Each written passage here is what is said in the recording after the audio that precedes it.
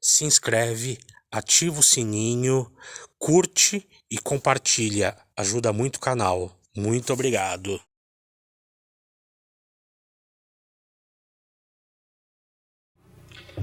Eu me lembro, entre as suas obras, de algumas obras de psicografia que são bastante importantes do ponto de vista doutrinário para o Espiritismo.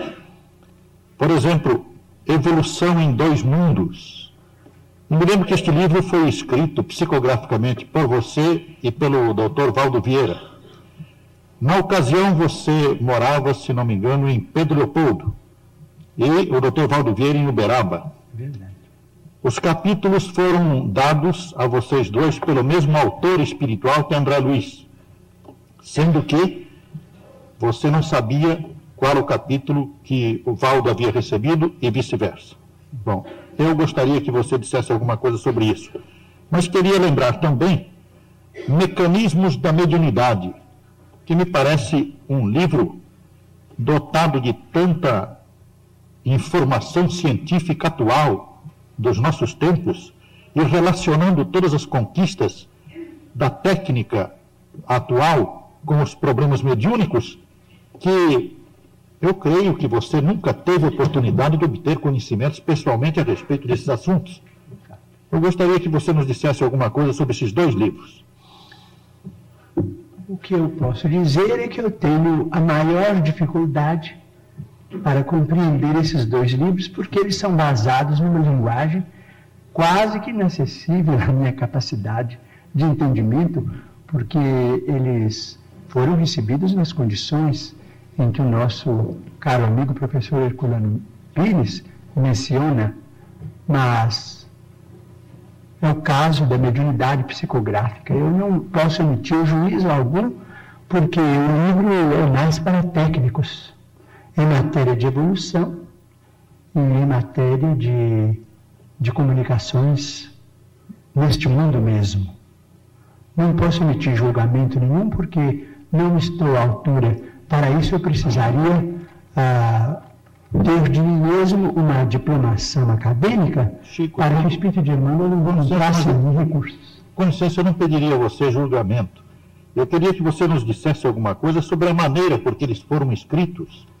De que maneira você recebeu, qual foi a motivação para que esta Evolução em Dois Mundos, que é um livro que coloca o problema da evolução dentro do Espiritismo, relacionando o processo evolutivo no mundo material e no mundo espiritual, é um livro de profundo esclarecimento do problema evolutivo. E Mecanismos da Mediunidade, porque é um livro que traz um acréscimo enorme aos nossos conhecimentos possíveis no campo mediúnico. Eu gostaria que você dissesse quais foram as motivações, qual foi o seu trabalho nesse campo, o que você sentia quando escrevia, coisas assim. Eu sentia, naturalmente, um grande prazer em ser instrumento daquelas páginas, conquanto eu não as entendesse muito bem, remitia diretamente pelo correio ao companheiro que partilhava comigo da mesma experiência, em 2 dias convencionados da semana. Então, ele também me mandava para Pedro Leopoldo, eu lia o que ele havia recebido, ele lia o que eu havia recebido e o livro continuou até o fim. Mas, a esse respeito, eu peço licença para lembrar um caso interessante. Em 1931, quando eu ia fazer 21 anos, o espírito de Augusto dos Anjos sentia muita dificuldade em escrever por meu intermédio. Nesse tempo, eu trabalhava no armazém, e esse armazém me dava também serviço para cuidar de uma horta muito grande, com plantações de alho, porque o alho na região em que eu nasci é um fator econômico de muita importância. Então, depois das 6 da tarde, para mim era um prazer ir fazer a rega dos canteiros de alho, e os espíritos começavam a conversar comigo. Eu achava muito prazer naquelas horas, porque eu me isolava de todo o serviço do armazém para ficar plenamente à disposição dos espíritos amigos. Então ele começou a ditar uma poesia que está no Parnaso de Além-Túmulo, o primeiro livro da nossa mediunidade. Essa poesia se chama Vozes de uma Sombra. E ele começou a falar com aquelas palavras maravilhosas, muito técnicas. Eu, com o regador na mão, me custava compreender. E ele falava e falava que gostava de escrever no campo e que aquela era uma hora em que ele queria ditar, para que eu ouvisse, para eu poder compreender na hora de escrever, porque muitas vezes escrevo também como médium ouvinte. Então eu sentia aquela dificuldade. Então ele falou assim comigo: olha, você quer saber de uma coisa? Eu vou escrever o que eu puder, mas a sua cabeça não aguenta mesmo. Muito bem. A poesia está no livro, mas só o que ele pôde. Mas era muito mais, era uma beleza. Ele falava de fótons, de coisas, de mundos, galáxias. Quem era eu para entender aquilo que estava voando canteiro de água? Chico Xavier, antes de encerrar o programa, eu vou formular ainda, para não desapontá-los de tudo, algumas perguntas de telespectadores. Poucas, porque nós estamos praticamente com o nosso tempo esgotado. E eu, antes que esse tempo se esgote totalmente, quero formular a você um pedido e não uma pergunta. Mas antes, um telespectador. Pois não, professor? Permite, antes da sequência dos telespectadores, o Luiz Lopes, que é o nosso companheiro da TV Globo, nos honra com a sua presença. Muito obrigado. E encaminha uma pergunta ao Chico Xavier. É você que faz. Chico, é o companheiro da Globo que formula esta pergunta. Nossa humanidade assiste neste momento a mais um lance dramático da corrida espacial, quando a Apolo 15 se encaminha para a Lua.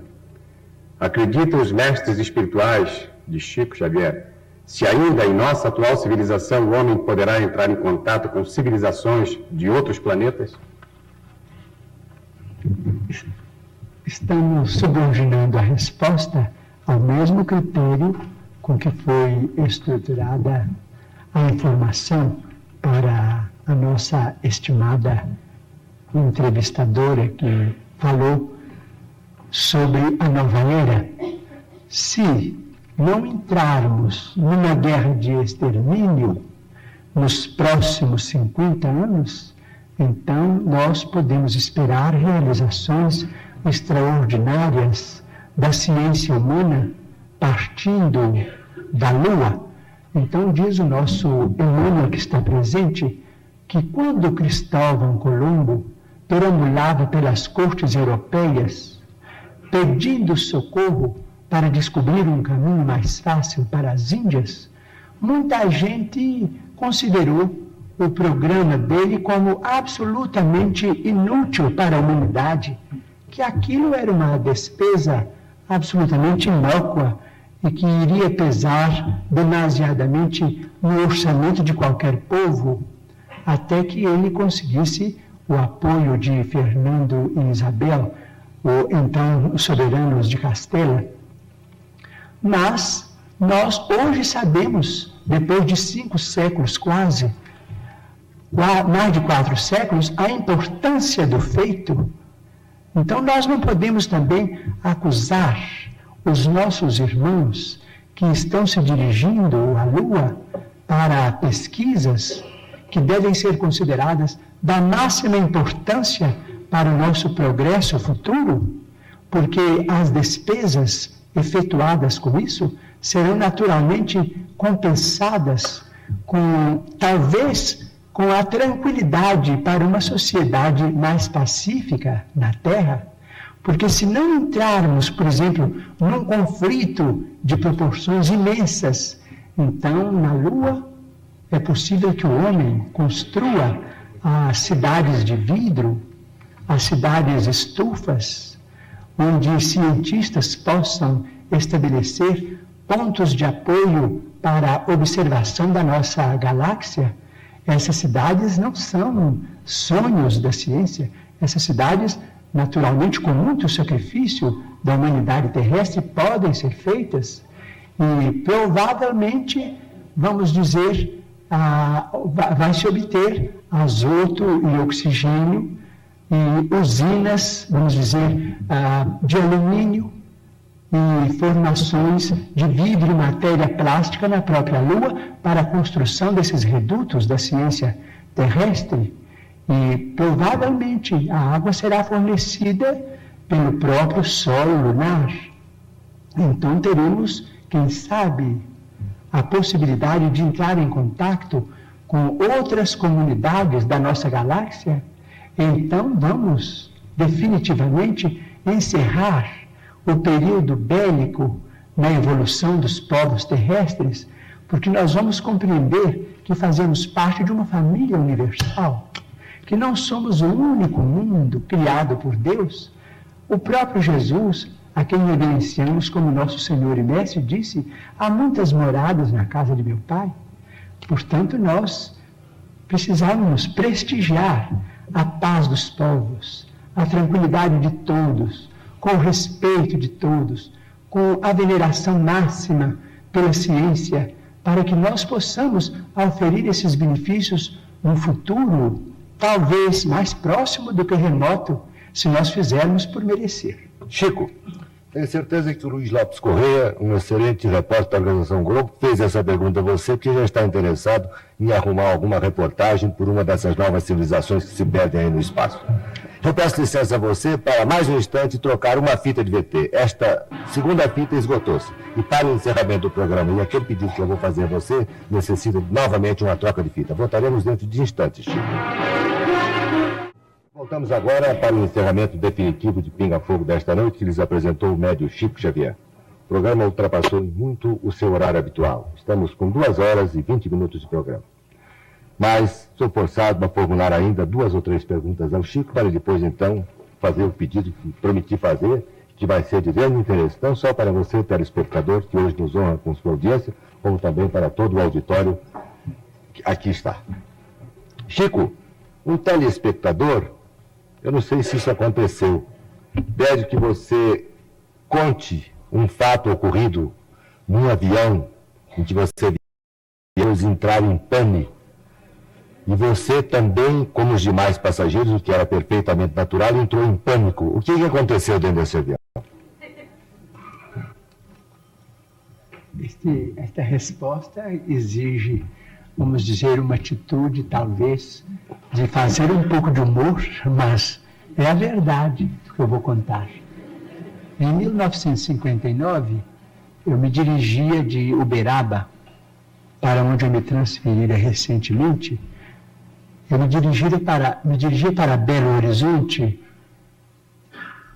junto da qual está Pedro Leopoldo, a terra onde nasci, né, a presente reencarnação.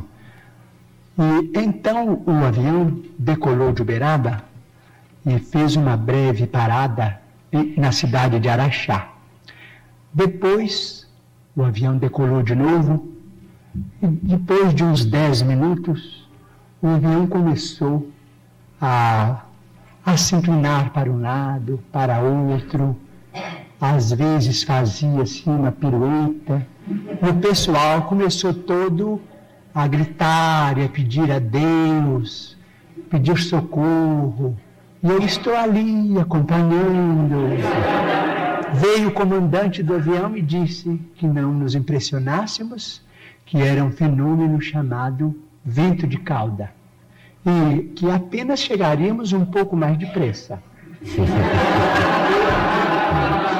Mas algumas pessoas disseram, mais depressa no outro mundo.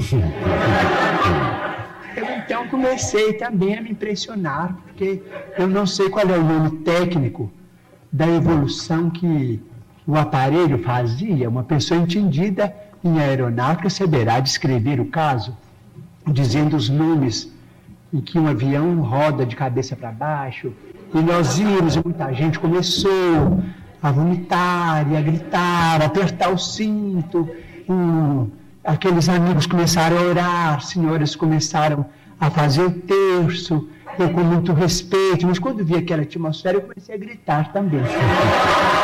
Eu falei assim, bem, todo mundo está gritando, eu também vou gritar, porque isso é a hora da morte. Então comecei a gritar, valei-me, meu Deus. Comecei a pedir socorro, a misericórdia de Deus, mas com fé, com escândalo, né? Mas com fé. Então, nisso, peço-lhe até permissão para dizer que alguém disse assim a um sacerdote católico que estava não muito longe de mim. Alguém disse, o Chico Xavier está ali, ele é médium e é espírita. E esse sacerdote, com muita bondade, disse, não, mas eu sei que o Chico tem pedido orações em muitos documentos, e o Chico está orando conosco no texto. Eu disse, assim, graças a Deus, Padre, eu também estou orando. Mas comecei a gritar, valei-me, meu Deus. Então aí entra o espírito de Emmanuel. Parece que é uma coisa... Entrou no avião? Parece uma coisa de anedota, né? Uma coisa de fantástico, mas é a verdade. Ele entrou no avião. Mas vocês viram o espírito entrar? Então passou no meio do pessoal, e o pessoal não via como a maioria dos nossos amigos, naturalmente, não está vendo a presença dele aqui. Então ele me disse assim, por que é que você está gritando? Eu escutei o seu pedido, o que é que há? Porque aquilo já tinha mais ou menos 20 minutos, né? Eu falei assim, bem, o senhor não acha que estamos em perigo de vida? Eu falei assim, estão, e o que é que há com isso? Não tem muita gente em perigo de vida. Vocês não são privilegiados, né? Eu falei assim, tá bem, se estamos em perigo de vida, eu vou gritar. E continuei a gritar e falei, socorro, meu Deus! E o povo todo gritando socorro. Então, ele me disse, você não acha melhor parar com isso? Dar testemunho da sua fé, da sua confiança na imortalidade? Eu disse, mas e a morte? E nós estamos apavorados diante da morte. Ele falou assim, está bem, então você acha que vai morrer? Eu falei assim, o senhor não acha que estamos em perigo de vida? Eu disse, estão. Eu disse, está bem, eu estou com muito medo e estou apavorado. Como todo mundo, eu estou partilhando, eu também sou uma pessoa humana. Eu estou com medo também desta hora de morrer nesse desastre. Eu disse, está bem, então morra com educação. Cala a boca e morra com educação para não afligir a cabeça dos outros com seus gritos. Morra com fé em Deus. Muito bem. Assim, eu quero só saber como é que a gente pode morrer com educação. O Chico, então logo foi anunciada a sua presença aqui no Pinga Fogo, eu recebi em minha casa a visita de um senhor de nacionalidade alemã, cujo nome eu peço licença aqui para não declinar. Um senhor já entrado em anos, levava ele um pequeno bilhete a você, em que dizia da sua situação difícil no setor financeiro. E junto ao bilhete, anexo ao bilhete, estava um volante do teste 52 da Loteria Federal.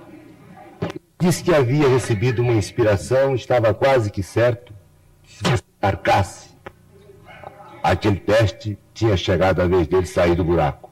Eu não vou pedir a você que faça isso aqui. Vou entregar em suas mãos o bilhete e o volante. Se você quiser remeter diretamente a quem lhe faz a pergunta e o pedido, é assunto seu. Ele se referia à loteria federal ou esportiva? Esportiva, perdão. A loteria esportiva. Loteria esportiva. Ele disse que havia tido uma intuição, que se você marcasse, não dava no bico. Eu só posso dizer que tenho tido a minha vida quase que toda voltada para o mundo espiritual. Mas quero dizer também que eu sou brasileiro e adoro Pelé. E se eu puder ganhar na loteria esportiva, eu vou ficar muito feliz. Você não vai marcar por aí. Tá muito bem, Chico. Chico, tem aqui uma pergunta de Dona Maria Lúcia Silva Gomes, Avenida Tucuruvi, 763. Pergunta como se explica o homossexualismo e a perturbação no comportamento sexual à luz da doutrina espírita. Temos tido alguns entendimentos com espíritos amigos e notadamente com Emmanuel a esse respeito. O homossexualismo, tanto quanto a bissexualidade, o bissexualismo, tanto como a sexualidade, são condições da alma humana, não devem ser interpretados como fenômenos espantosos, como fenômenos atacáveis pelo ridículo da humanidade. tanto quanto acontece com a maioria que desfruta de uma sexualidade dita normal, aqueles que são portadores de sentimentos de homossexualidade ou bissexualidade são dignos do nosso maior respeito. E acreditamos que o comportamento sexual na humanidade sofrerá de futuro revisões muito grandes, porque nós vamos catalogar, do ponto de vista de ciência, todos aqueles que podem cooperar na procriação e todos aqueles que estão numa condição de esterilidade. A criatura humana não é só chamada à fecundidade física, mas também à fecundidade espiritual. Quando geramos filhos através da sexualidade dita normal, somos chamados também à fecundidade espiritual, transmitindo aos nossos filhos os valores do espírito de que sejamos portadores. Não nos referimos aqui aos problemas do desequilíbrio, nem aos problemas da chamada viciação nas relações humanas. Estamos nos referindo a condições da personalidade humana reencarnada, vamos dizer, muitas vezes portadora de conflitos que dizem respeito, seja a sua condição de alma em prova, ou a sua condição de criatura em tarefa específica. De modo que o assunto merecerá muito estudo e poderemos voltar a ele em qualquer tempo que formos convidados a entender. Vamos dizer com licença, porque nós temos um problema em matéria de sexo na humanidade que precisaríamos considerar com bastante segurança e respeito recíproco. Vamos dizer, se as potências do homem na visão, na audição, nos recursos imensos do cérebro, vamos dizer, nos recursos gustativos, nas mãos, na tactilidade com que as mãos executam trabalhos manuais, nos pés, se todas essas potências foram dadas ao homem para a educação, para o rendimento no bem, isto é, potências consagradas ao bem e à luz, em nome de Deus, seria o sexo, em suas várias manifestações, sentenciado às trevas?